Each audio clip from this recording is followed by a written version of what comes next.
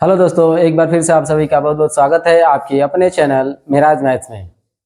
आज का यह वीडियो रेशियो से रहने वाला है और यह जीरो टू हीरो का तीसरा लेक्चर है। इस वीडियो में हम लोग रेशियो से संबंधित क्वेश्चन को सॉल्व करेंगे और बहुत ही आसान भाषा में सॉल्व करेंगे। चलिए हम लोग क्वेश्चन पे चलते हैं।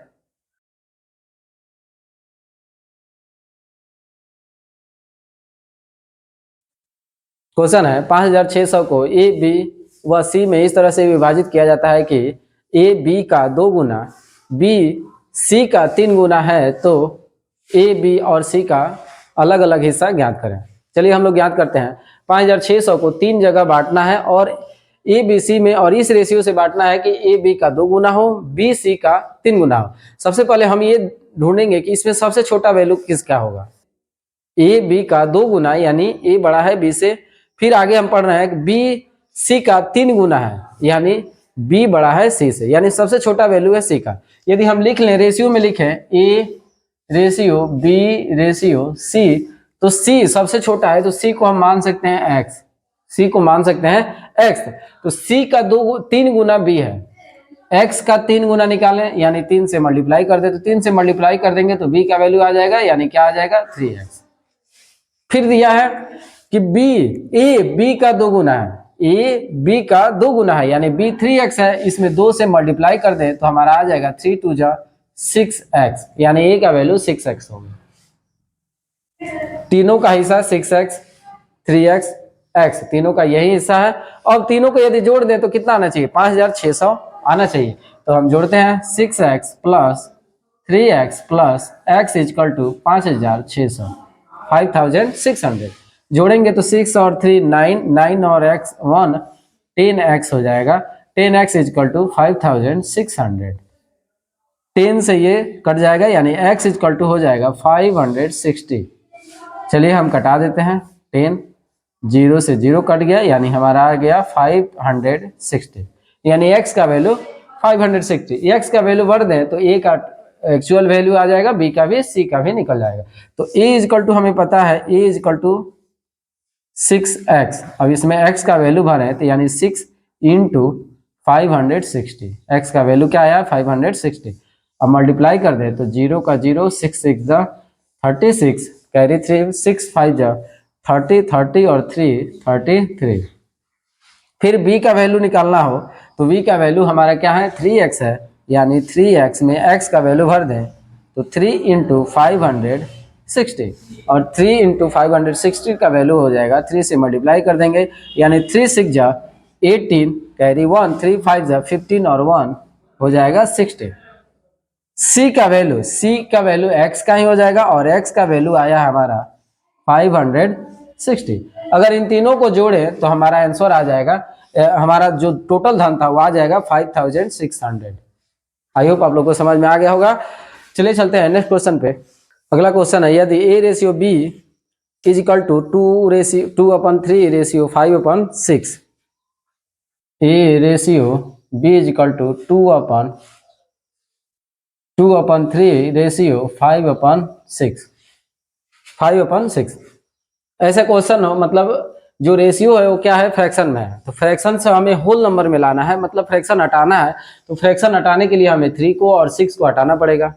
3 और 6 को हटाने के लिए हमें ऐसी संख्या से मल्टीप्लाई करना होगा जो 3 से भी कट जाए और 6 से भी कट जाए।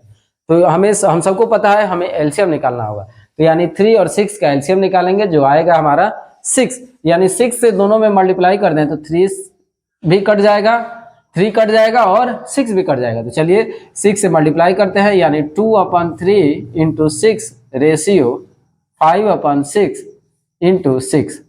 3 से 6 कट जाएगा, 2 टाइम में 3 कट गया, 6 से 6 1 टाइम में कट गया। अब इसे मल्टीप्लाई कर दें 2 2 जा 4 रेशियो 5 1 जा 5, ये हमारा आंसर हो गया। a ratio b equal to 4/5 हो गया। वैसे ही 3 में दिया हो a ratio b ratio c is equal to 3/4 ratio 2/3 ratio 5/6।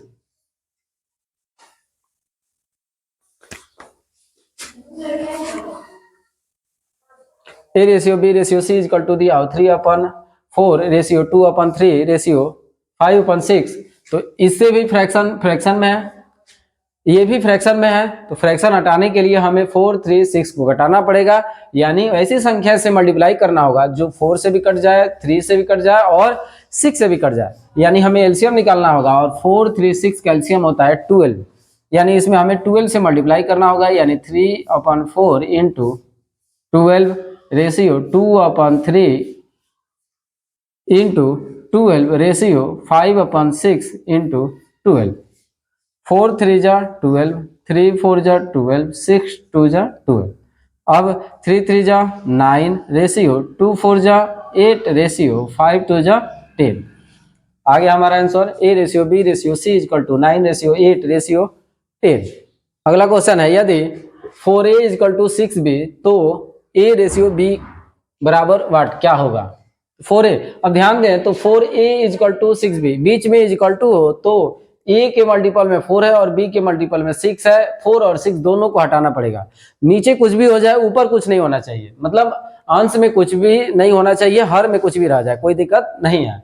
तो 4 और 6 हटाना है, यानी 4 और 6 ऐसी संख्या हमें चाहिए जो दोनों से कट जाए, यानी हमें एलसीएम निकालना होगा और एलसीएम हमारा आएगा 12, यानी 12 से मल्टीप्लाई नहीं, इस बार क्या करेंगे डिवाइड, तो 12 से डिवाइड कर दें तो हमारा क्या आएगा 4A/12 is equal to 6B/12।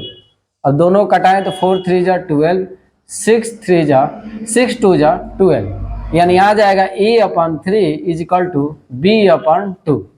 अब A के नीचे जो है वो 3 A का वैल्यू है, B के नीचे जो है वो B का वैल्यू है, यानी A ratio B is equal to हम लिख सकते हैं 3:2। A ratio B is equal to हो जाएगा 3:2। A ratio B is equal to हो जाएगा 3:2।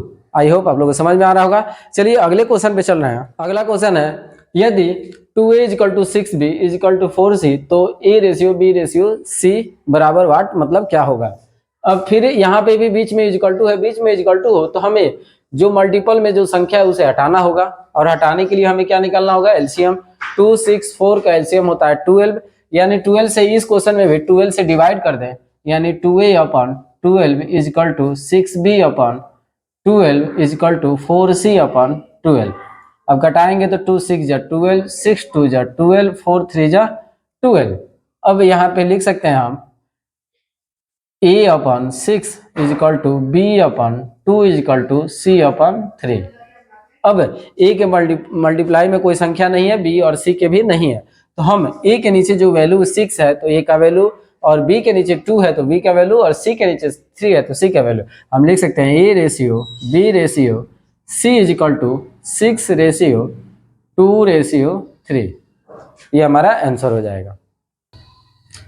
हमारा आखिरी क्वेश्चन है, यदि 2A/3 is equal to 3B/2 is equal to 4C/5 तो A ratio B ratio C बराबर क्या होगा? सेम वैसे ही, मतलब इक्वल टू बीच में है तो ऊपर कोई संख्या नहीं होना चाहिए, तो A के साथ 2 है, B के साथ 3 है, C के साथ 4 है, यानी 2 3 4 को हमें हटाना होगा, और हटाने के लिए ऐसी संख्या से डिवाइड करना होगा जो तीनों से क्या हो जाए कट जाए। तीनों से कटने वाला संख्या हमें निकालना हो तो हमें एलसीएम निकालना होता है, और एलसीएम हमारा आएगा 4 3 2 का 12, यानी 12 से इस सब में क्या कर देंगे हम डिवाइड कर देंगे, यानी डिनोमिनेटर में गुणा कर देंगे, यानी 2A/3 into 12 is equal to 3B/2 और 2 में मल्टीप्लाई कर देंगे 12 से, same 4C is equal upon 5 into 12। अब 2 से 12 6 टाइम में, 3 से 12 4 टाइम में, 4 से 12 3 टाइम में। अब लिखे तो A/6 3 जा 18 इज इक्वल टू B/4 2 जा 8 इज इक्वल टू C/5 3 जा 15। अब हम लिख सकते हैं A ratio B ratio C is equal to 18 ratio 8 ratio 15। I hope आप लोग को यह क्वेश्चन समझ में आया होगा, ये पूरा कॉन्सेप्ट समझ में आया होगा। इस क्वेश्चन को आप सॉल्व करें और कमेंट बॉक्स में इसका आंसर जरूर दें। ऐसे ही क्वेश्चन के बारे में जानने के लिए आप हमारे चैनल को सब्सक्राइब करें और बेल आइकन को जरूर दबा दें।